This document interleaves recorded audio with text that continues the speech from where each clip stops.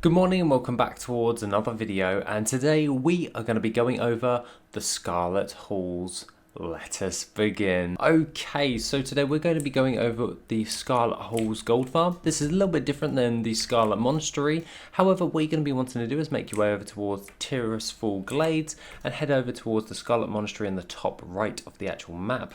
What you're going to be wanting to do is run up the stairs and turn right into the actual instance. Now, jumping into this actual instance, what you're going to be wanting to do is not pull the dogs. You're going to be wanting to just gather up all of the loose dogs, so to speak, at the beginning of the instance. Now this one is done fairly easily, and what you're going to be wanting to do is actually just do it this way, how you would in the actual instance. You can just pick up one of these shields and just run forward while they fire a load of stuff at you. You're not actually going to die. However, if you don't, that will knock you back and it just becomes really annoying to actually deal with. That being said, once that's all done, you just take out those mobs and then you open it up for you actually to deal with.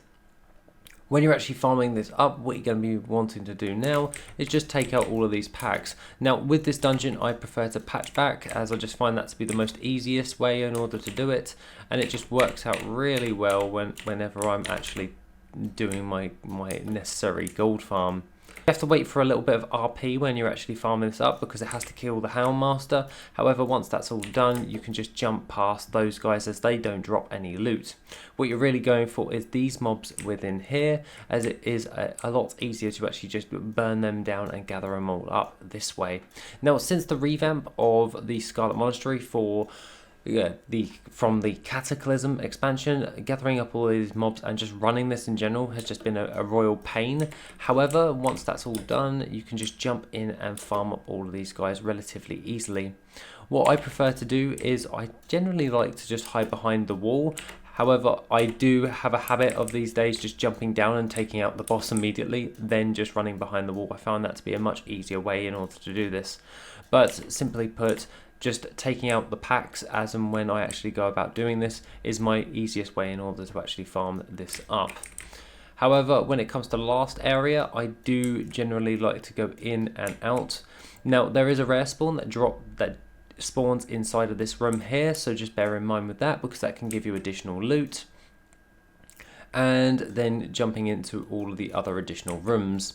When it comes towards entering this particular area, all you got to do is just gather up these guys, burn them down, and then just run back, make sure they all drop, and they drop a load of gold coins on the floor, which is like 5 gold a piece. So don't forget to actually pick those up, because that's like an additional 20 raw gold for just basically clicking a couple of buttons. Take out the last boss and you have done the Scarlet Halls. Now, along with that, once that's all done, what we're going to want to do is then just either dreamwalk in and out of the instance to reset it even faster, or just run back to the actual beginning again, because that just works out quite well.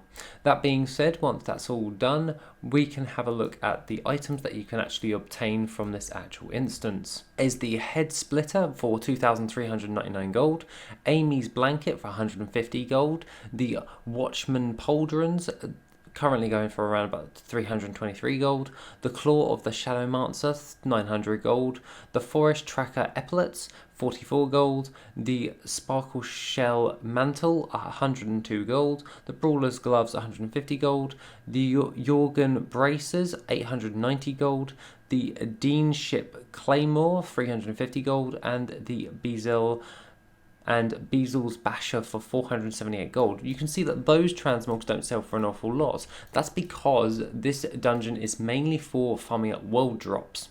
Now, I found the majority of the time you can get a load of different types of world drops from this particular instance, whereas if you do Scarlet Monastery, you're going for those high ticket items. This one's mainly for the world drops and just padding out your auction house with an array of different other types of items that you actually get alongside this. So if you're really just wanting to pad out the amount of low-end transmog that you actually get from this instance, like the ones that are around about 1,000 to 2,000 gold, then I would suggest this one, and then Scarlet Monastery for the other one for high ticket ones.